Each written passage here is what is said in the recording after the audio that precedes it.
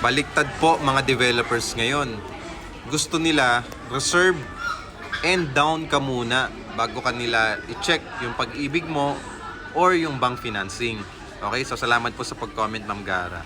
So, ganoon naman talaga sa ibang developer, okay?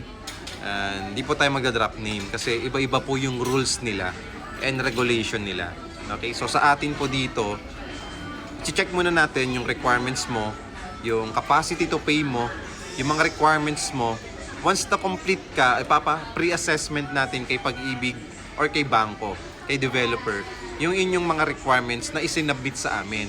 So in case na mag-avail ka ng 10,000 cash out only promo natin, mapa bank financing, Pag-ibig financing, or in-house financing, hindi kayo kukunan ni developer ng 10,000 pesos cash out only kung alam nilang hindi ka qualified para doon sa unit na kukunin mo.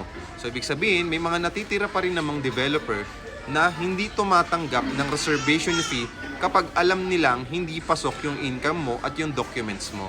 Okay, so ibig sabihin, pinipre-evaluate muna nila, pinipre-assessment muna nila yung requirements mo bago kanila tanggapin na mag-reserve sa unit. That's why, ganun po yung ginagawa ko. Ganun po yung ginagawa namin sa mga existing clients namin. Chine-check muna namin yung documents na meron sila. Before namin sila pag-reservein, okay? Before namin sila hingian ng reservation fee.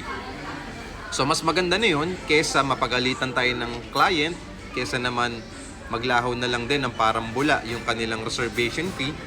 Pera pa rin naman yun at pinaghirapan pa rin naman yun ng mga clients natin.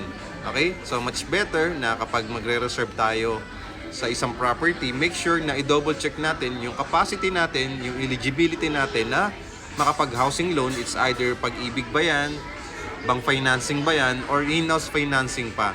So, may mga kanya-kanyang qualifications yan. So, once pasok tayo doon, pag-isipan natin mabuti, and then, i-grab natin yung opportunity na magbayad ng reservation fee kapag dumaan na tayo sa pre-evaluation process or pre-assessment process. So, wala ka namang babayaran doon sa pre-evaluation, sa pre-assessment. Libreng-libre lang yon. Kami, kapag nagpi-pre-evaluate kami, tumatagal lang naman ng mga 15 minutes to 30 minutes. Especially kapag meron namang office hours. Okay? So, yun lang po. Maraming salamat sa pag-comment, Ma'am Gara. So, follow me and message me kung interested din po kayo sa 10,000 cash out only promo natin for the 2-bedroom condo unit.